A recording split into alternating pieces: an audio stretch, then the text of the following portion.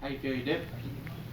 I think today what the voters got to see is what we've been talking about for a long time. It's time for a new generation of leadership that represents the hope that Utahs want instead of the certainty of the status quo.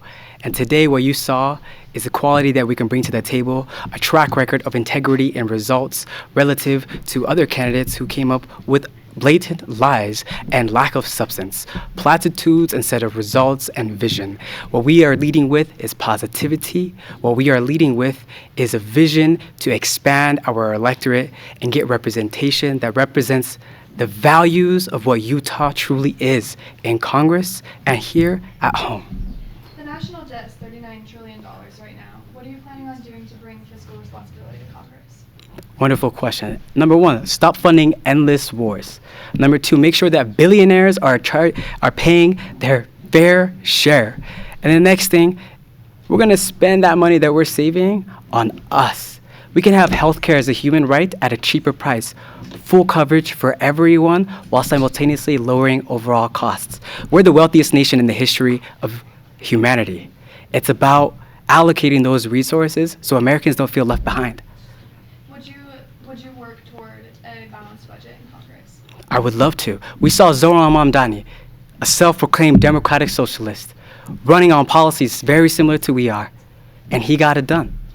We can balance the budget by making sure that we're investing in our own dignity and American diplomacy abroad instead of serving the endless wars and war machine and corporations that are simply seeking to exploit us.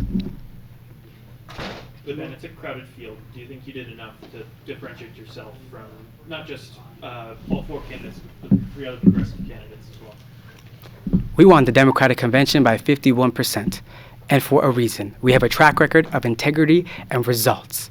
We have a candidate over here that's exercising what is clearly white privilege. It is white privilege to call for the person who won first place as an individual who was in third place to step aside. It is white privilege to think that you can undermine sexual assault and harassment and tell the person who got endorsed by the Women Caucus to step aside. It is white privilege to be able to defecate on the Church of Jesus Christ of Latter-day Saints, and tell the person who is fighting for religious freedom to step aside. It is time for a new generation of leadership that is rooted in integrity and demonstrates the same values that we require from others. It is time for a generation of leadership that is willing to say what needs to be said, do what needs to be done, and have conversations and coalitions and expand our electorate. We won convention for a reason. We got 51% of the vote for a reason, and it's because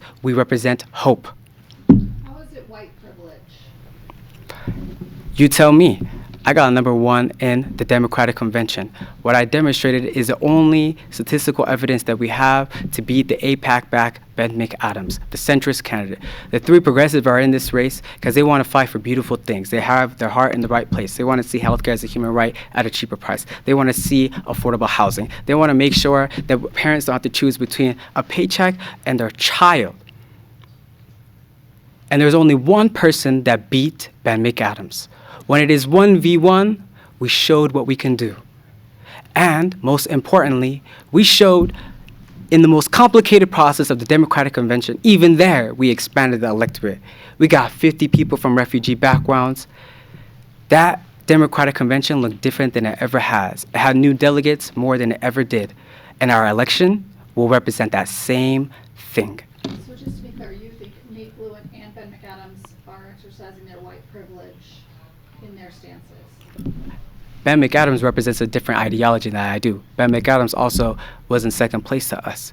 The race is between the individuals who are fighting for different perspectives for what's best for our community. And we disagree on that. The two other individuals, they agree with me on a lot of things. What they don't agree with is that it requires a person with track record of integrity and results to be able to prevail. It requires somebody that can expand the electorate. It will require somebody who leads with dignity. What would that mean to our disabled community, our women in our community, the LDS community, the church, people of the Church of Jesus Christ of Latter-day Saints? At a time when our nation is being utterly divided. When I entered this race, I faced over 40,000 anti-immigrant, hateful rhetoric, death threats, hundreds of death threats. People were shocked that a person like me, a son of Somali immigrants, a 27-year-old, would have the audacity to believe that he belongs in the United States Congress. Some of them were scared, even fearful. But the truth is, beneath that hate is often pain. And beneath that pain is often legitimate grievances. People feel left out, shut out, our brothers and sisters, like they're taken advantage of. But the root cause is not our trans community, LGBTQIA community, our immigrant community, our Muslim community. The cause is a system that prioritizes corporate greed, the war machine over the ordinary people, over us. And this is what it's about. So if we are to coalesce behind an individual, a movement is not about one person, but if we were to coalesce behind an individual whose individualistic character is the death of the working class movement, the death of this vision, then that would be a failure. And I will fight for the people who know what's going on, the people who vetted the delegates, who picked us. I'm going to fight for that same vision that got us 51% of the vote, that made it so that we're the only person who beat the centrists. That's the vision that I'm going to fight for. And today at the debate, everybody else got to see that same thing. So what is your message to voters in the last few weeks of the campaign, of the primary campaign? This moment is a calling for us to expand this coalition, to show the true beauty of what Utah is, to show that we want something different. What we do not want is a certainty of the status quo. And nothing is more status quo than never getting a bill passed. So it'd be fair to say that you don't support the idea of making a poll between the candidates ahead of the primary, so some of the candidates step out? Listen, I support all people who want to see a progressive win, who want to see consolidation of efforts behind a progressive. This is sound. Though we have a path, just with our communities of color who have been left out, our immigrant communities who make up almost 40% of this district, who've never had a chance for representation. CD1 is a chance for a new possibility. And those voters alone is enough for us. But having that consolidated progressive support would make it ever so easier. And it's not going to be from some independent pool that's paid for by a single individual candidate. Just like the last one was, he paid for it. It had us at 2%, then we want 51%. If you want to run a poll, do it based off of what you're talking about. You want to see who can beat Ben McAdams, run that poll. Can you elaborate on your position on AI, on the AI data centers in particular? You said you want a prohibition on them. How does that work, and how does the United States get the data processing capacity it needs if we have a prohibition in place? My position is very clear and it's sound, and it's the same thing that has been the case from the day that I entered this race.